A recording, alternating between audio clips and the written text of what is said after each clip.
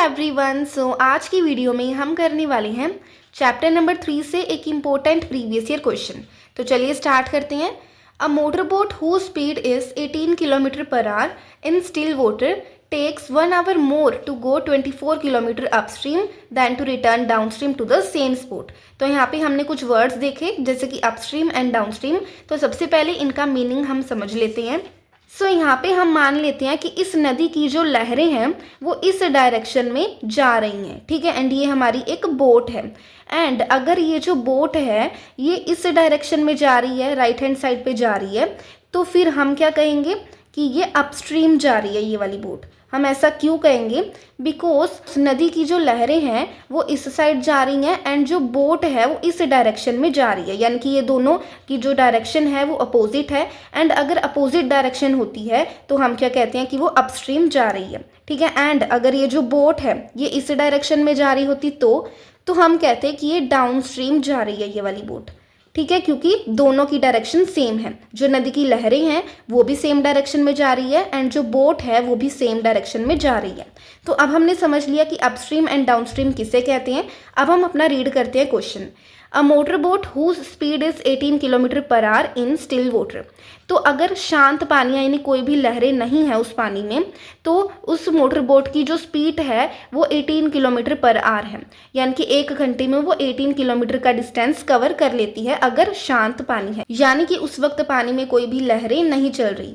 Takes 1 hour more to go 24 kilometre upstream than to return downstream to the same spot. यानी कि अब ये क्या कह रहे हैं, जैसे ये हमारी बोट है, इसे जितना टाइम लग रहा है डाउनस्ट्रीम करने में उससे 1 घंटा ज़्यादा लग रहा है इसी बोट को अपस्ट्रीम करने में। यानी कि फॉर एग्जांपल डाउनस्ट्रीम करते वक्त बोट को 2 आवर्स लग रहे हैं, तो अपस्ट्रीम करते वक्त बोट को कितने आवर्स लगेंगे? 3 आवर्स, ठीक है। जितना डाउनस्ट्रीम करते वक्त टाइम लग रहा है उससे 1 घंटा ज़्यादा टाइम लग रहा है अपस्ट्रीम करते वक्त, यही क्वेश्चन में लिखा है, ठीक है। एंड यहाँ पे क्या लिखा है कि अपस्ट्रीम के लिए उसे कितना डिस्टेंस कवर करना पड़ रहा है? 24 किलोमीटर, ठीक है। यानी कि अगर ये बोट अपस्ट्रीम जा रही है तो उसे 24 किलोमीटर का डिस्टेंस कवर करना पड़ रहा है, ठीक है। Then to return downstream to the same spot.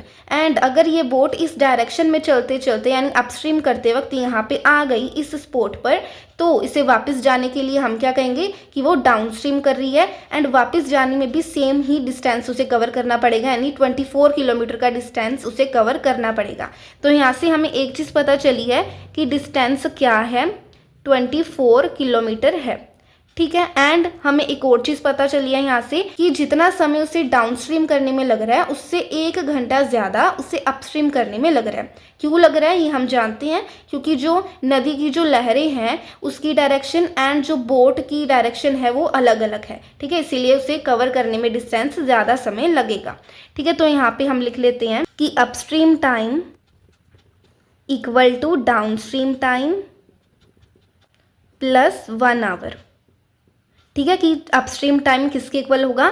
जितना भी डाउनस्ट्रीम करने में टाइम लग रहा है उसमें अगर आप प्लस कर दें 1 hour, ठीक है, तो उतना ही अपस्ट्रीम टाइम उसे लगेगा। एंड हमें एक और चीज़ भी गिवन है कि स्पीड कितनी है उस मोटर बोट की स्टिल वाटर में। तो यहाँ पे हम लिख लेते हैं speed of boat in still water equal to 18 kilometre per hour, ठीक है। तो हमें ये 3 चीज़ें गिवन है एंड हमें फाइंड क्या करना है? स्पीड ऑफ द स्ट्रीम, यानी कि ये जो हमारी नदी है इसमें जो लहरें चल रही हैं उनकी स्पीड कितनी है। जैसे हमें यहाँ पे क्या गिवन है? स्पीड ऑफ बोट गिवन है स्टिल वाटर में कि वो 1 घंटे में 18 किलोमीटर कवर कर लेती है डिस्टेंस। तो ऐसे ही हमें स्पीड पूछी गई है किसकी? स्ट्रीम की, यानी कि जो लहरें हैं हमारे पास इस नदी में जो चल रही हैं वो 1 घंटे में कितने किलोमीटर का डिस्टेंस कवर कर लेती है वो हमें फाइंड आउट करना है। तो चलिए अपने क्वेश्चन को सोल्व करना स्टार्ट करते हैं। सो अब जो चीज़ें मैंने गिवन में यहाँ पे लिखी थी सेम ही चीज़ें मैंने यहाँ पे भी लिख ली हैं, ठीक है। एंड अब हमें फाइंड क्या करना है? स्पीड फाइंड करनी है स्ट्रीम की। तो यहाँ पे हम उसे लेट कर लेते हैं, let the speed of the stream x kilometre per hour, ठीक है। तो यहाँ पे मैंने स्ट्रीम की स्पीड को लेट कर लिया है x किलोमीटर पर आवर, ठीक है। सो अब आगे क्वेश्चन को सोल्व करवाने से पहले मैं आपको एक चीज़ समझा देती हूँ, जो अगर आपको अच्छे से समझ आ गई तो आपको ये पूरा क्वेश्चन सोल्व करने में बहुत ही ज़्यादा आसानी हो जाएगी। तो जैसा कि मैंने अभी आपको बताया था कि डाउनस्ट्रीम करने में बोट को कम समय लग रहा है एंड अपस्ट्रीम करने में बोट को ज़्यादा समय लग रहा है। तो ऐसा क्यों है? बिकॉज जो डाउन स्ट्रीम की स्पीड है वो ज़्यादा है, बिकॉज डाउन स्ट्रीम में जो बोट है उसकी डायरेक्शन एंड जो इस नदी की लहरें हैं उसकी डायरेक्शन, दोनों ही डायरेक्शन सेम है। तो एक तो बोट की स्पीड होगी, बोट भी कुछ अपनी स्पीड से चलेगी, है ना, एंड जो नदी की लहरें हैं वो भी कुछ अपनी स्पीड से चलेगी। तो डाउन स्ट्रीम करते वक्त हमारे पास बोट की स्पीड प्लस नदी की जो लहरें हैं उसकी स्पीड इकट्ठी हो गई एंड वो स्पीड ज़्यादा बन गई, है ना। देखो यहाँ पे फिर से मैं आपको बता देती हूँ, डाउन स्ट्रीम करते वक्त जो बोट की स्पीड है वो भी कुछ होगी, है ना, एंड डाउन स्ट्रीम ही करते वक्त जो नदी की लहरों की स्पीड है वो भी कुछ होगी, वो भी सेम ही डायरेक्शन में चल रही है ना। तो यहाँ पे स्ट्रीम की स्पीड भी हो गई, ठीक है। तो ये दोनों स्पीड इकट्ठी हो गई एंड ज़्यादा बन गई, इसीलिए डाउन स्ट्रीम करते वक्त बोट को कम समय लगा, ठीक है। तो अब अपस्ट्रीम की बात करें तो अपस्ट्रीम करते वक्त बोट की स्पीड अकेली थी, यानी कि जो नदी की लहरों की स्पीड थी वो इस डायरेक्शन में है एंड बोट की स्पीड किस डायरेक्शन में है, इस डायरेक्शन में है। तो यहाँ पे बोट की स्पीड में से माइनस हो रही है हमारी स्ट्रीम की स्पीड, ठीक है, एंड ये किसकी इक्वल हो जाएगी, अपस्ट्रीम की स्पीड के, ठीक है। इसीलिए यहाँ पे बोट की स्पीड में से जब स्ट्रीम की स्पीड माइनस हो गई तो हमारी स्पीड जो है टोटल वो कम हो गई एंड इसीलिए अपस्ट्रीम करते वक्त ज़्यादा समय लग गया, ठीक है। आप खुद सोचो, अगर मैं किसी काम को बहुत ही ज़्यादा स्पीड से कर रही हूँ तो मुझे उस काम को करने में कम समय लगेगा, इसीलिए यहाँ पे जब स्पीड बहुत ज़्यादा इकट्ठी हो गई थी तो डाउनस्ट्रीम करते वक्त कम समय लगा। एंड अगर मैं किसी काम को बहुत ही ज़्यादा कम स्पीड से करूँगी तो मुझे उस काम को करने में बहुत ही ज़्यादा समय लग जाएगा। इसीलिए जब यहाँ पे अपस्ट्रीम करते वक्त सिर्फ बोट की स्पीड थी, उसमें से स्ट्रीम की स्पीड तो माइनस हो गई, तो हमारे पास कम स्पीड हो गई, इसीलिए अपस्ट्रीम करते वक्त ज़्यादा समय लग गया। अब बस यही चीज़ थी जो आपको समझनी थी अच्छे से। अब आपके लिए इस क्वेश्चन को सोल्व करना बहुत ही ज़्यादा आसान हो चुका है। कैसे, मैं आपको बताती हूँ। तो अब आप एक चीज़ नोटिस कर रहे होंगे कि हमारे पास ये 2 फॉर्मूलाज बन गए हैं, तो वही चीज़ मैंने यहाँ पे लिख दी है। Downstream speed is equal to 18 plus x. 18 क्या है हमारे पास, बोट की स्पीड है, ठीक है। यहाँ पे मैंने फॉर्मूला में लिखी थी बोट की स्पीड एंड हमारे पास बोट की स्पीड क्या है, हमें गिवन है क्वेश्चन में 18 किलोमीटर पर आवर। तो यहाँ पे मैंने 18 लिख दिया है, प्लस कर दिया है साथ में एक्स। एक्स क्या है हमारे पास, स्ट्रीम की स्पीड है जो मैंने यहाँ पे ऊपर लेट करी थी, एंड अपस्ट्रीम की स्पीड मैंने लिखी है 18 माइनस एक्स।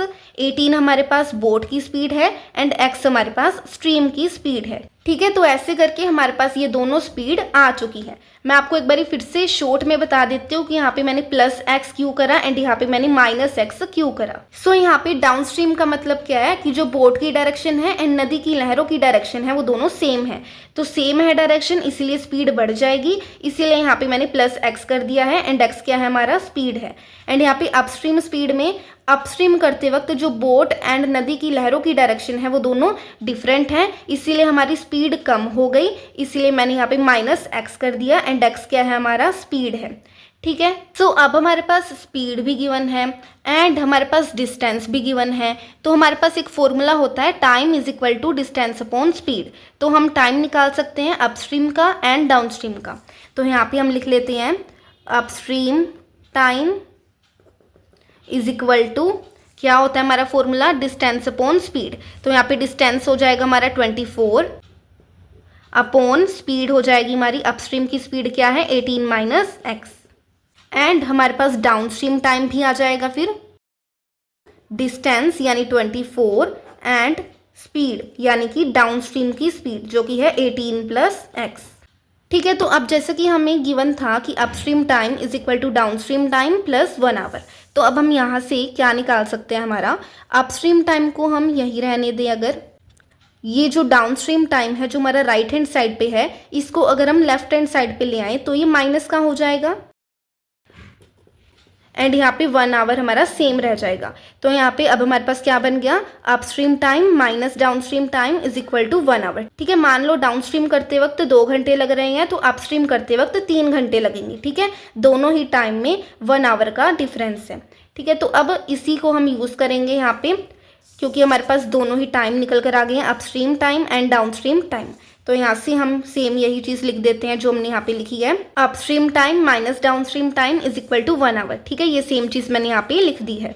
ठीक है, तो अब अपस्ट्रीम टाइम क्या है हमारे पास, जो अभी अभी हमने निकाला है 24/18 माइनस एक्स। तो यहाँ पे हम लिख देते हैं इसकी जगह, एंड बीच में माइनस का साइन आ जाएगा। एंड डाउनस्ट्रीम टाइम हमने क्या निकाला है 24/18 प्लस एक्स। तो यहाँ पे हम लिख देते हैं इक्वल टू 1 आवर।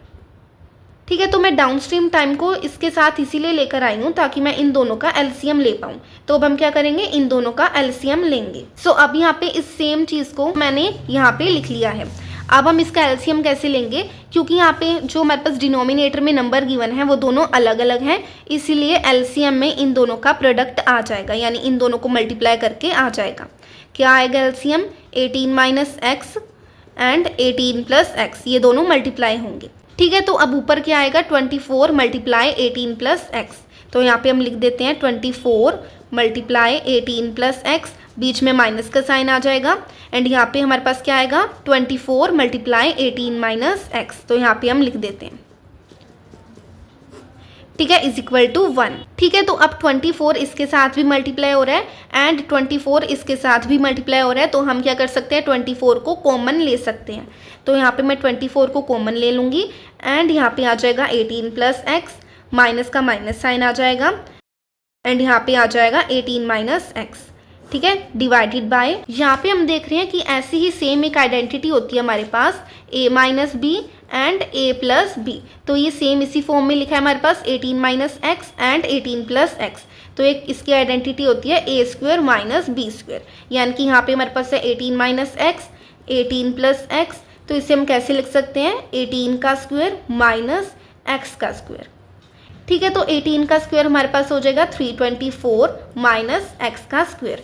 तो यहाँ पे हम नीचे लिख देंगे 324 minus x square equal to 1। ठीक है, तो अब हम क्या करेंगे ब्रैकेट को ओपन कर लेंगे। सो यहाँ पे हमारे पास आएगा 24 एंड 18 प्लस एक्स, माइनस को जब हम 18 से मल्टीप्लाई करेंगे माइनस का 18 हो जाएगा, माइनस माइनस प्लस हो जाएगा एंड एक्स हो जाएगा साथ में, इक्वल टू 1। नीचे आएगा हमारे पास same 324 minus x square and ये प्लस का 18 है, ये माइनस का 18 है, तो कैंसिल हो जाएंगे दोनों। एंड हमारे पास क्या बचा है फिर 24 एंड अंदर हमारे पास क्या है x प्लस एक्स यानी 2x। तो यहाँ पे 24 के साथ मल्टीप्लाई होगा 2x एंड नीचे हमारे पास आ जाएगा 324 minus x square equal to 1। So अब 24 को 2x से मल्टीप्लाई करेंगे, सो हमारे पास आएगा 48x इक्वल टू ये 324 माइनस के एक्स स्क्वायर को हम इसके साथ क्रॉस मल्टीप्लाई कर देते हैं। सो यहाँ पे 324 माइनस एक्स स्क्वायर को 1 से मल्टीप्लाई करेंगे, सेम ही चीज़ आ जाएगी हमारे पास। ठीक है, सो अब यहाँ से हम क्या फॉर्म कर लेते हैं, एक क्वाड्रेटिक पॉलिनोमियल फॉर्म कर लेते हैं। ठीक है, तो ये माइनस का एक्स स्क्वायर मैं लेफ्ट हैंड साइड पे लेके आऊँगी तो प्लस का एक्स स्क्वायर हो जाएगा एंड ये जो प्लस का 48x है ये अपनी सेम जगह पर रहेगा तो प्लस का ही रहेगा। एंड ये जो इज इक्वल टू के बाद 324 लिखा है हमारे पास, ये यहाँ पे आके माइनस का 324 हो जाएगा इक्वल टू 0। तो यहाँ पे हमारा क्वाड्रेटिक पॉलिनोमियल बन गया है।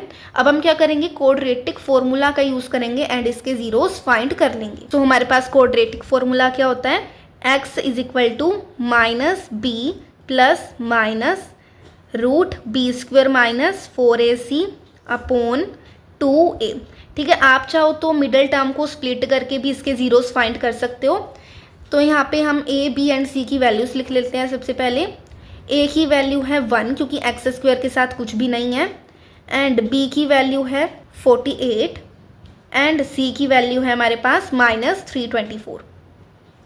सो यहाँ पे हमारे पास आ गया x इज इक्वल टू, सबसे पहले माइनस का माइनस साइन आ जाएगा एंड b हमारे पास है 48 प्लस माइनस रूट में आएगा हमारे पास बी स्क्वायर यानी 48 का स्क्वायर माइनस 4, a की वैल्यू है 1, c की वैल्यू है हमारे पास माइनस 324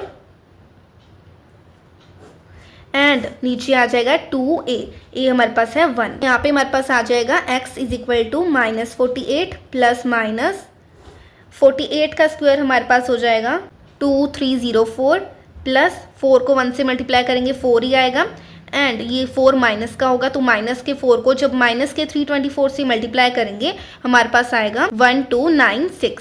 तो नीचे आ जाएगा 2 एंड यहाँ पे हमारे पास आ जाएगा x is equal to minus 48 plus minus root के अंदर हमारे पास आ जाएगा 3600 एंड नीचे 2 आ जाएगा। सो अब हमारे पास 3600 का स्क्वायर रूट क्या होता है 60। तो यहाँ पे हम लिखेंगे x is equal to -48 plus -60 upon 2। ठीक है, तो अब हमारे पास -48, एक तो हम लिखेंगे प्लस का 60 अपॉन 2, तो ये क्या हो जाएगा 12 अपॉन 2 जो कि हो जाएगा 6। तो यहाँ पे एक तो वैल्यू आ गई हमारे पास x की 6, और हम क्या लिख सकते हैं माइनस का 60 लिख सकते हैं। तो यहाँ पे आएगा x is equal to -48 -60 upon 2। तो इसे सोल्व करने पर हमारे पास आएगा -54। तो यहाँ पे x की वैल्यू हमारे पास 2 आई हैं, एक तो 6 एंड एक -54। ठीक है, तो अब हमने x किसको लेट करा था, x हमने लेट करा था स्पीड ऑफ द स्ट्रीम।